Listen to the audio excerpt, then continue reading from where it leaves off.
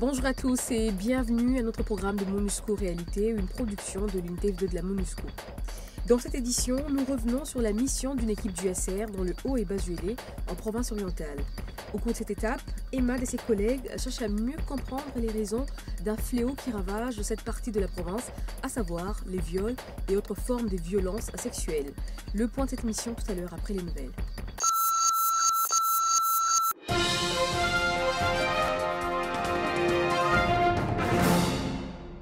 En visite en République démocratique du Congo pour la première fois, le commandant pour les opérations militaires du commandement des États-Unis pour l'Afrique, AFRICOM en cycle, le général Caterham, a initié d'importantes rencontres à Kinshasa.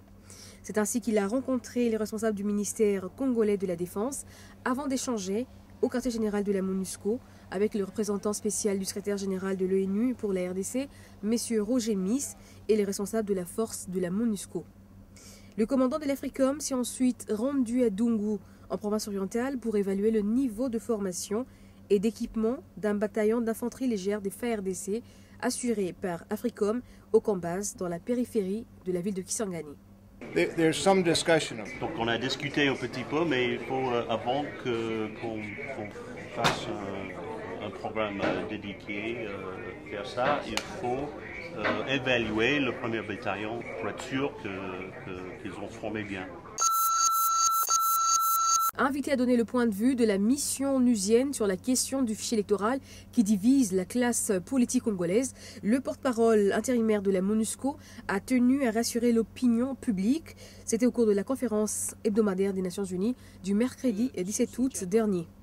Pour Amadouba, le rôle de la MONUSCO se limite à apporter un soutien logistique et à fournir une assistance technique à la CENI, conformément au mandat que lui a confié le Conseil de sécurité. Ce que je peux dire par rapport à la MONUSCO, ce débat, il est tout à fait normal. Dans une élection, il y a toujours un débat sur le fichier électoral. Il y a toujours un débat sur le code électoral. Il est normal. Et il y a une instance qui est chargée d'apporter les réponses. C'est la Commission électorale nationale indépendante.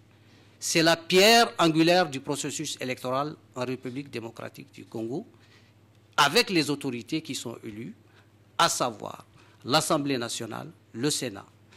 Et les médias ont un rôle important à jouer par rapport à ces discussions, à ces échanges. Et c'est ça qui fait la démocratie. Donc, à partir de ce moment, la MONUSCO, en aucune manière, ne peut inférer sur ces débats-là, sauf celui d'assurer une certaine facilitation.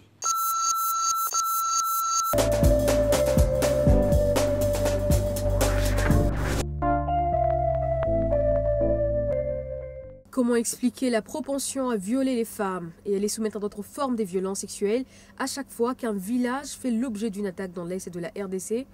Comment lutter efficacement contre les viols et violences sexuelles?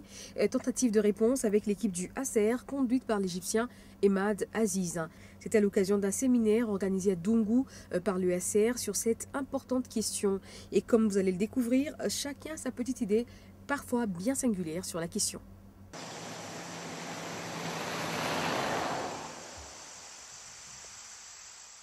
One of the things that we work on a lot is impunity. There is a big problem of impunity here in Eastern Congo, but here in Dungu as well. We've seen so many cases of sexual violence where the perpetrators are still wandering free without having any consequences for the act they have done. So we are engaged to fight against impunity, and in order for us to be able to fight against impunity, we need to incapacitate the state authorities to fight against impunity. So that's why we have this training today, which is a very important event for us. Après, qu'est-ce que vous avez écouté aujourd'hui, vous avez appris aujourd'hui? Quelles sont les formes de violence sexuelle ou violence basée sur le genre qui sont les plus répandues ici dans la zone? On en trouve dans la plupart des cas, ce sont des viols qui se font beaucoup plus. Il y a une pratique de la pédophilie qui existe. À votre avis, quelles sont les raisons pour avoir ces problèmes vraiment qui sont assez répandus dans la zone? La pauvreté. La pauvreté? Oui, c'est Seulement la pauvreté. Est-ce que moi je suis trop pauvre, je cours vers cette femme et je le viole parce que je suis pauvre? Non, ce sont les petites filles là, ce sont les petites filles là qui aiment les vieux à cause d'argent. Il y a la pauvreté qui anime, C'est la pauvreté qui est au-dessus. La culture aussi en favori. Qui est au-dessus de tout. La guerre amène la pauvreté parce qu'il y a beaucoup de déplacés, il y a concentration des gens, il y a peu à manger à cause de ces déplacés, à cause de la guerre. Mais la guerre est à la base de tout ça.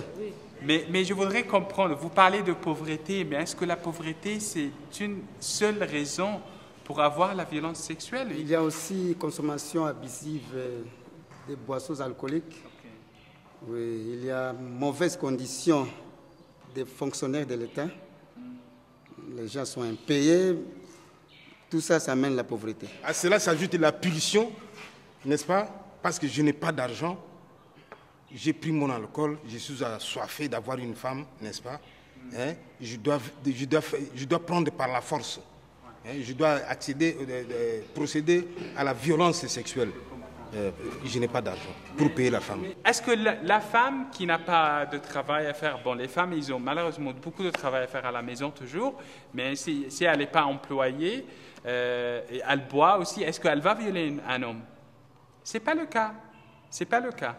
Dans la plupart du temps, c'est l'homme qui viole la femme. Est-ce que c'est la pauvreté? Moi, je pense que ça vient de l'impunité. Parce que si on punissait les auteurs de viols, les hommes n'allaient pas se laisser pour aller abuser de toutes les femmes qui ne sont pas les leurs. C'est l'impunité. Il n'y a surtout pas que les hommes qui violent les femmes. Il y a aussi les femmes qui violent les hommes. Mais on sait très bien qu'il y a plus des hommes qui violent les femmes que des femmes qui violent les hommes. Pourquoi? On ne sait pas si c'est du phénomène ici à Doumou, d'où tout homme est appelé à violer une femme. La plupart des hommes qui violent les femmes, c'est parce qu'ils sont forts. Ils violent parce qu'ils sont forts plus que les femmes. Mais si nous voyons la criminologie, donc en criminologie, les gens, les habitants de tel lieu, ou bien de tel lieu, ou bien de tel, cela dépend du climat, cela dépend de la végétation, cela dépend aussi des couleurs de peau, cela dépend aussi de l'environnement, la nourriture qu'on mange. Nous avons dit ce matin, hein, nous avons parlé ce matin que en quel pays? En Libye, par exemple. Non, pas à Libye. Au Soudan. Non, à l'océan Atlantique. Oui, les Esquimaux. Les Esquimaux. Pourquoi les Esquimaux ne commettent pas les infractions? Parce que chez eux, il fait très froid. Lorsqu'ils se réveillent le matin, sa psychologie, c'est d'aller chercher les phoques, parce que ça contient beaucoup de graisse, et ils mangent ça cru. Ils mangent ça cru, pourquoi? Pour avoir beaucoup de graisse, n'est-ce pas, contre le froid. Chez les Esquimaux, ils ne commettent pas les infractions. So we just ended the discussion now, as you saw, and it took us almost 20 minutes to get them to actually talk about the actual real reasons for the widespread phenomenon of sexual violence and rape here.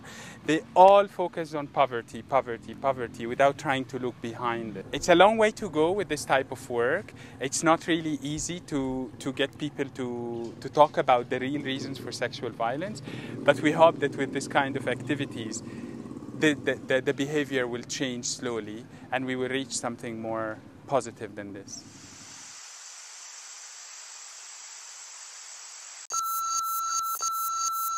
Susciter un changement de mentalité par la formation, cela peut paraître long certes, mais pas impossible. L'évidence est là, une fois de plus, les femmes sont celles qui ont payé les plus lourds tributs dans les zones de conflit. Et puis, loin d'arranger les choses, l'impunité encourage les violeurs dans leur sale besogne. Et c'est la fin de cette émission, merci de nous avoir suivis, à très bientôt.